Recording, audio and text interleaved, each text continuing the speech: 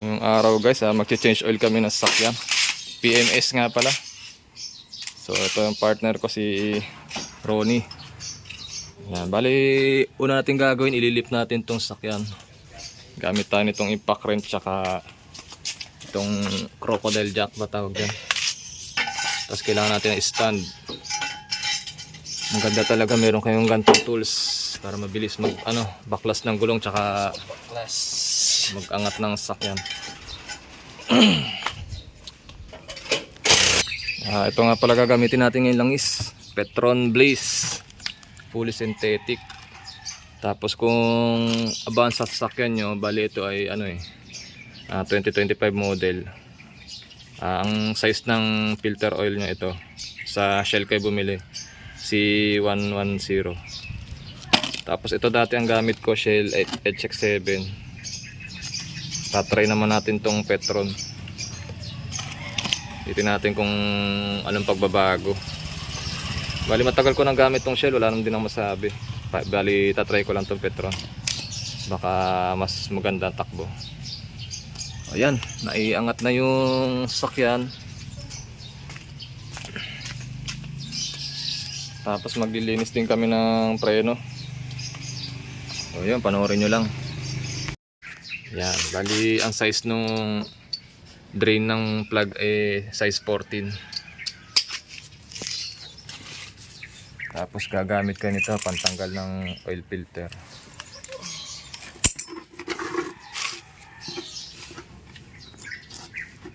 Tapos to, may cover nga pala ako dito sa ilalim para protection.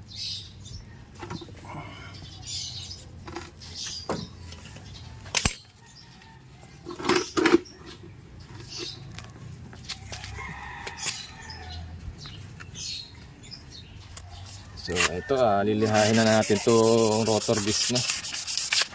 Kailangan nililiha to para malinis saka pumantay yung kain.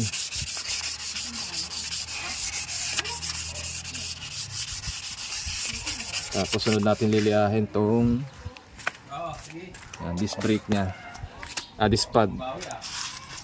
So ayan, mahirap lang magliha habang nagbibideo, kaya ikakat ko na lang muna. So yun, after ko maliha, spray natin ng brake cleaner.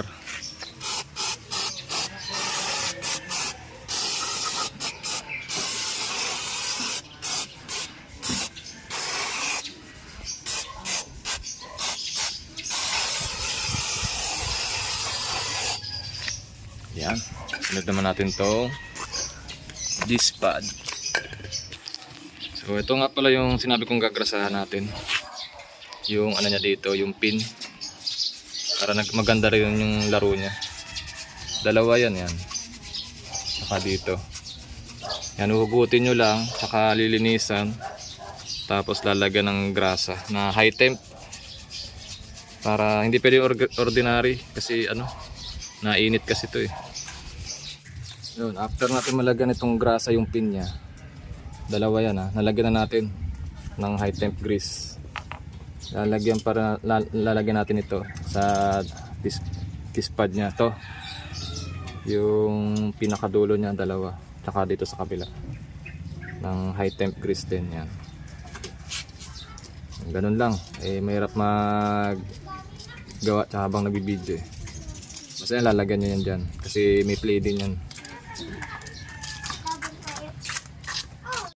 Ito nga pala, pagka maglalagay ko ng bagong oil filter, lalagyan nyo muna ng konting langis itong gilid nyan, para pagka binaklas yung susunod na change oil, hindi siya mahigpit tsaka maganda yung kapit nya. Yan ito, nakabit na nga pala namin yung gulong. Tapos na to ilinis.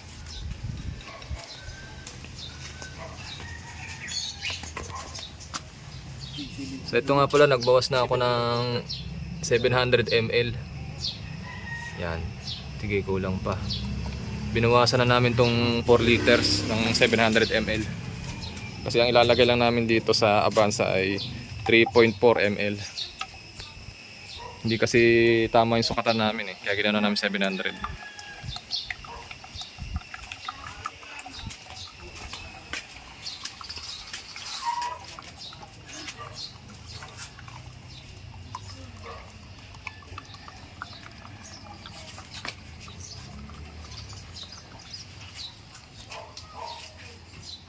Tapos mamaya tatansyahin natin sa dipstick niya, yung level niya.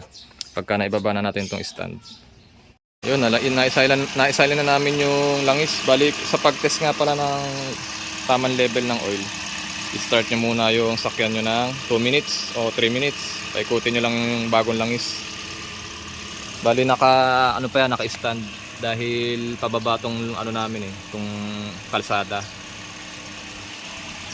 Kailangan nakapantay yung sakyan nyo para masukat yung tamang level ng langis. Hintayin mo natin mag 3 minutes tsaka papatiningin pa natin yan ng mga 2 minutes para makuha natin tamang level. So ito, napatiningnan natin ng 2 minutes saka na-start ng 3 minutes.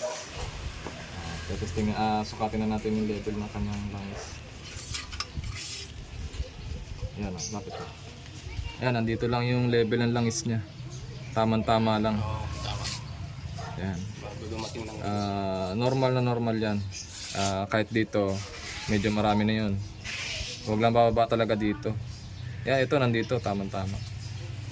Kaya ayos na. Ganun lang pag change oil saka PNS ng gulong. Sana may natutunan kayo. Okay.